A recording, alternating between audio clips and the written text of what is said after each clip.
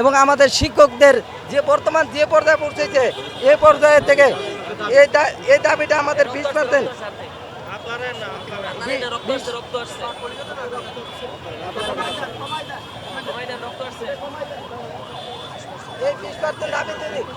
এই 20% দাবি থেকে যদি 1% কমতে হয় তাহলে আমরা এই রাজপথ থেকে যাব না।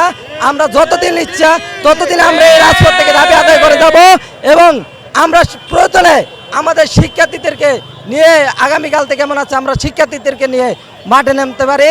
আগামীকালকে আমাদের ক্লাসের টেস্ট পরীক্ষা আছে, ওই টেস্ট পরীক্ষাগুলোকে ইতিমধ্যে আপনারা শুনেছেন, আমরা এই পরীক্ষাগুলো আমরা বন্ধ করে দিয়েছি এবং আমরা এখন বর্তমানে শহীদ মিনার আমাদের সহকর্মীরা যাচ্ছে এবং অবস্থান কর্মসূচি আমরা পালন করব। সরকারের এই প্রজ্ঞাপন যদি সরকার এখনো জারি না করে ততক্ষণ পর্যন্ত আমরা ঘরে ফিরে যাচ্ছি না। এটা আমরা আগামীকালকে আমাদের লং মার্চ টু যমুনা শুরু হবে। আমরা আগামীকালকে আমাদের শিক্ষক নেতা এবং আমাদের আগামীকাল থেকে এমন আছে আমাদের ছাত্রছাত্রীদেরকে নিয়ে মার্চ টু যমুনা করতে পারবো এবং আমাদের ছাত্রছাত্রীদেরকে বলবো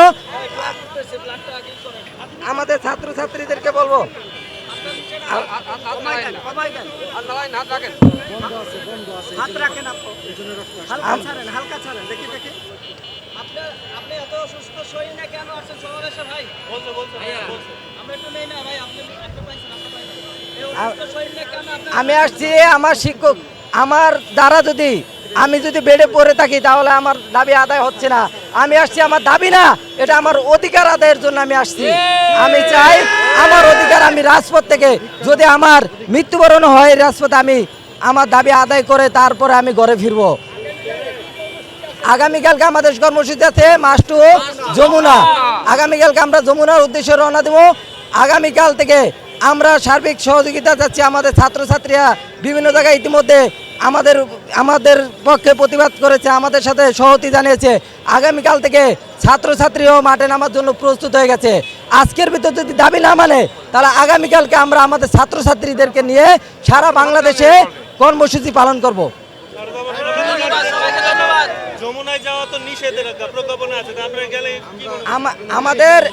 আমাদের যদি দাবি না আদায় হয় তাহলে আমরা সর্বশেষ আমাদের প্রধান উপদেষ্টা যদি আমাদের দাবি সহজে মেনে নেয়, প্রজ্ঞাপন আজকে জারি করে, তাহলে আমরা লং মার্চ টু যমুনা এরা ক্যান্সেল করব।